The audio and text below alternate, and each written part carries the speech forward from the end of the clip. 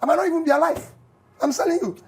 Every single thing I do for a living, this government is frustrating it. You just heard that with your own ears. Peter Obi looked straight into the camera and said he might not be alive before 2027. And he wasn't exaggerating. Don't forget what happened on February 24, 2026 in Benin City when gunmen literally opened fire on his convoy right at Chief Oyegun's house. But that is not even the full story, because after that attack, there's also what has been happening behind closed doors, court cases, a former ally now threatening to expose him, and a lawsuit that is shaking things up right now. So today we are connecting every single dot. Stay with me to the end because I'm going to show you exactly why they are fighting Peter Obi from every angle. If you are new here, I am Dami, and on this channel I break down trending topics, no bias, just facts, and I let you decide. If you want more honest breakdowns like this, hit subscribe and turn on that bell. Let's get into it. Now, some people will say, Obi is just being dramatic, but let's look at what actually happened. February 24, 2026, Benin City. This wasn't some ordinary political rally gone wrong. Gunmen roll up in unmarked Sienna buses and opened fire right there at the gates of Chief Oyegun's residence. Cars were riddled with bullets, people got injured. His security team had to fight back just to keep him alive. Think about that for a second. His own security guards had to exchange gunfire just so he could survive that day. That is not an accident. That is not just Nigerian politics, that was an assassination attempt. Here's what he said right after the attack. Take a formal complaint and I'll show you this cannot be true at all. We have a country. Yes, and we are a part of the country. You know, we cannot have terrorism terrorizing the country and have officials in government terrorizing citizens. It's not acceptable. You see that is not fair talking. That is a man who has already looked dead in the high ones. Now let's go back to that statement from the very beginning, the one everyone is talking about, because when you hear the full context of why he said it, it's different. He, in his own campaign, family said, if I don't provide this, don't vote for me for second tenure. The other good thing is that since you don't provide it, to say, I have failed. The British Prime Minister has just done it. Honorably. That is the leadership. Jonathan had issue with Chibok girls. Only one school kidnapped. Nigeria was outraged. It didn't come for 2 weeks. That even became worse. The president was calling for his immediate resignation. Now we have had over a dozen school kidnapped. He didn't even call the chief executive at the sub-national level for over 7 weeks. When it was over 2 weeks, I asked someone to go. The honorable thing is to show example of what you preach by saying, I made a mistake. I'm going. Because I lack the capacity to deal with this issue. The same thing on and on. We now need people who preach and do what they preach. We're tired of this. Tactical to expect him to resign, because people say it's grandstanding. This is over the period of the past 6 weeks. You've made the third call to resign. It's not grandstanding. Okay. It is what should be the new norm. That when you don't, I've just said, I will deliver minimum of this in 4 years. Even if I'm not contesting the next election, should I deliver it? Because it underlines to my integrity, my character, my person, to have promised that. When I was going to Anambra, I said, I'm going to change education. I'm going to change health. And I tackled it head on. The way they are going... So there's a possibility you may not be a candidate based on how... Not even a candidate. I might not even be alive. I'm telling you. Every single thing I do for a living, this government is frustrating it. Deliberately so. Everything.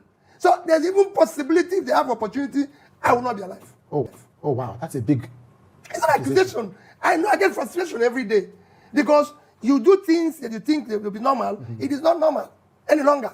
They won't come directly and say, oh, we're doing this, but you could see their hand in virtually everything. So the government is attacking you personally? Attacking everybody who is in opposition personally. I'm being attacked personally. Everything. Even to provide me with necessary things that I should have been entitled to. Not at all. You're struggling to get it. Every day. Every day. You're struggling to get it. Little things. I had a case recently at the airport. Where people who work in the airport came and locked my car. And I said, it's me. The person on the side said, it doesn't care. But I said, look at the cars of other people. And you could see them talking to each other, as if, who is this one? We have divided the country, breeding hatred. among us. That's why I keep saying, I want to bring back unity where there's division. I want to show love, compassion, care. It's gone out of here. I said, I'm looking at somebody, he locked my car and saying, you're not supposed to park here. But there's cars here. So what is the exception to my own? Should the Anansi people I know at the airport, they will not greet me. Because they are fearing that if they greet me, they become targets of the government. Thank you. And I have people send me invitation and say, my son, my daughter is wedding, but please don't come. Yes. Should I'm telling you, I'm doing this, but I just want to notify, but don't come. I'm doing burial of my days, but don't come. These are my friends. Because they're afraid of being targeted by the government. Completely. I'm doing 70th birthday, I'm doing 60. Peter, you know how these people are. Don't come. Wow. What country is that? You can't live like that. And everybody's saying, Peter, be careful. Peter, be careful. What is being careful? I went to, but the governor said, this man has not called. And I said, this. They said, no, Peter. But I've told my children. I've told my wife. Whatever happens, so be it. Now you understand why he said what he said. This isn't a man making noise for attention. This is someone who has genuinely calculated the risk to his own life and is still choosing to stay in the race. Before I continue, if this breakdown is opening your eyes to something you didn't know, do me a favor, hit that like button right now. It genuinely helps this channel grow and it tells me you want more of this. Now, bullets are the old school method, but there's a newer, quieter way to take someone out of a race, and it's just as dangerous. Let's trade the political side of this story. Obi left the Labour Party after months of internal chaos, court cases, leadership disputes, total confusion. He then joined the ADC alongside Atiku Abubakar, Rotimi Amechi, and others, trying to build a new coalition ahead of 2027. But that didn't last either. Obi later walked away from the ADC too. And here's where it gets personal. His former spokesperson Kenneth Okonkwo has been attacking him back to back ever since, claiming he has secrets about Obi and threatening to expose everything if Obi ever dared to sue him. Well, Obi called his bluff and he has now sued Kenneth Okonkwo and is demanding he release whatever secrets he claims to have to the whole world. Obi actually addressed this directly in the Jude interview. Watch this. You sued your SY ally, Kenneth Okonkwo, to court. Yes. He has said that is anti-democratic because it's a question of freedom of speech, that other people he attacked on your behalf did not sue him to court. Why should you? Thank you very much. Kenneth Okonkwo said, as my spokesperson, he has so many hidden things that if he's provoked or sued, he will bring out. And that's the only thing I'm suing him, to bring those things out, because we must now examine the background of those who want to serve. We are tired of getting in there and we find out that they used to do this, they used to do that. Let's examine it now so that if I'm not qualified, I withdraw. Think about that, because when someone threatens to expose you, the easiest thing to do is to stay quiet, settle it privately and make it go away. Obi did the opposite. He sued him and told him to release everything. That is either the move of someone with nothing to hide or a very risky gamble. So here's the full picture put together on the ground, talks and bullets, in the courtroom and in the media, lawsuits, old allies, turned enemies, and threats to expose him. Two different battlefields, same goal, wear him down, drain his resources, make anyone thinking about voting for him think twice. Now here's the real question, why would anyone go through all that trouble for one man? Let's hear what Felix Moka said when he was asked directly why the party looks worried about 2027. One question that people are asking is, what is the APC afraid of? The APC is the ruling party. It already has about 31 governors on its side. Some people even go for that even the judiciary at all levels is in the pocket of the APC. I don't think we should be having issues about internal democracy and desperation or anxiety with regard to the APC, since it appears that, you seem to have covered the field, more or less, ahead of the elections. Why is the party still so agitated within and outside? Briefly.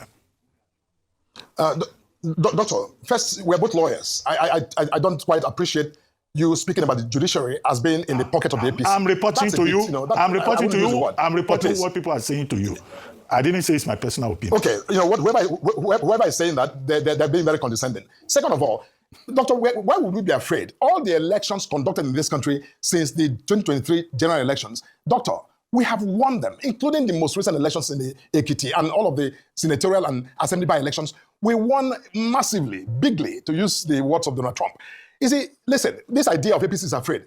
Somebody is just hallucinating. I think it's, they need to just be calm and, do their own job and meet us at the election rather than all of this, very senseless talk about people being afraid of. Who are we afraid of? Afraid of who? We are working hard to win the next election, like we've won all the by-elections. So the idea that we're afraid, that is utterly ridiculous, my dear brother. Now, think about that response for a second. If your party is truly confident about winning, you don't need to explain why you are not afraid. Confidence doesn't need a speech. Honestly, it makes you wonder if their candidate is really that strong. Why go through all this trouble over one man? Now, I want to hear from you. Do you think this is a calculated plan to keep Obi off the 2027 ballot, or is this just how Nigerian politics has always worked? Drop your honest, raw thoughts in the comments. I read every single one. And if this breakdown gave you the full picture, not just one side, not just the headlines, but the reconnected story, that is exactly why I do this. This channel isn't about telling you who to support. It is about giving you everything so you can think about what to say and how to share your own opinion.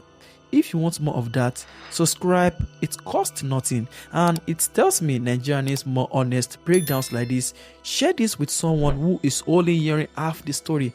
And I have some other videos on my channel. Do well to check them out, and trust me, you will be disappointed. I will see you in my next video.